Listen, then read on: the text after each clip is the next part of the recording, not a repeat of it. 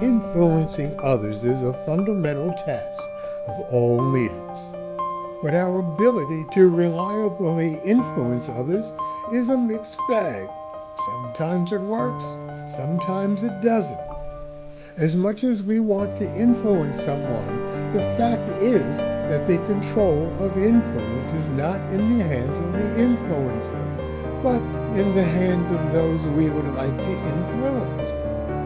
In this third in a series of videos on power and influence, we will explore the four principles of influence that can help us make peace with this fact and improve our chances of being influential.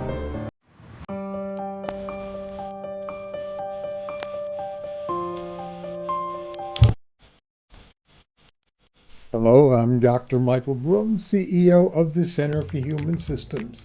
For over 4 decades now, I've coached leaders and teams and executives to success. Welcome to my videos. In a nutshell, influence is the ability to get others to use their energy at our direction. And from our last video, we understand the 6 channels of connection through which influence can flow. They include position and authority, coercion, reward, expertise, attraction, and group affiliation. Which channel is open and may be effective in any particular situation depends upon the person we want to influence. Here are the 6 principles of influence that can help us improve our ability to use the 6 channels with optimal effectiveness. Principle number 1. We can only influence others if they choose to be so influenced. We have no control over others, only ourselves.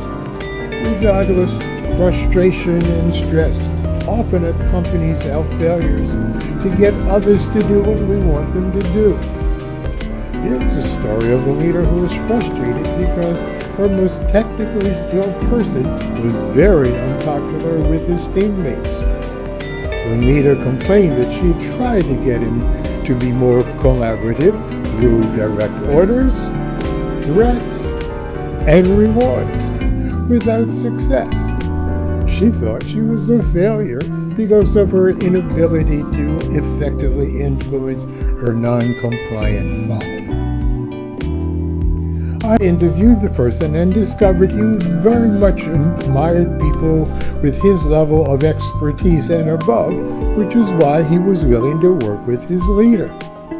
From that, I coached the leader to talk to the guy as one expert to another and ask him to help his teammates to improve their expertise.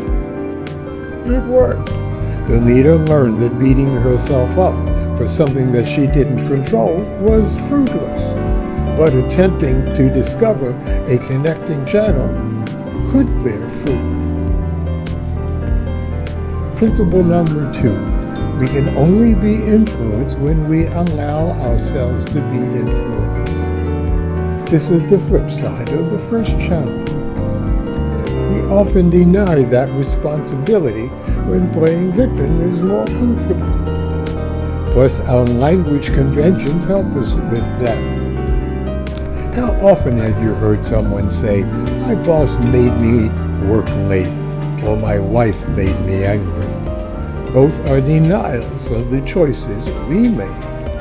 They may actually say, "I didn't have a choice," absolving themselves of any responsibility for their own behavior. Other choices are always available, though we often choose to believe otherwise, particularly when we want to avoid the responsibility of things not going the way we wanted them to. Principle number 3. We will allow ourselves to be influenced or reject someone's influence based on our relationship to one or more of the 6 channels of influence. Our relationship with each channel can be strong, weak, or indifferent, positive or negative. The stronger the relationship, the more we will allow ourselves to be directed by a channel, even if we don't like it. For example, I've had many clients and students say they disapprove of the coercion channel until I ask them if they have never threatened their children or spouse. That certainly changes their mind about that. Those who respond to their boss's request, even when they want to do otherwise, are likely automatically responding to their connection to their boss to the position or coercion channels. Channels we are indifferent to trigger little or no response from us. I am indifferent to the channel of authority. This allows me to be an effective consultant and coach to highly placed people who have a lot more status and position than I have. That's in contrast to the many people who allow themselves to be influenced by those higher up the corporate ladder than they are. The extent of influence we allow will be in proportion to the depth of our relationship to the channel or channels. For example, someone raised by very strict and stern parents may be more influenced by the position of their bosses than someone raised with more parental freedom. A different person who grew up lacking in social confidence, I'm talking about myself here, may be more influenced by the attraction channel.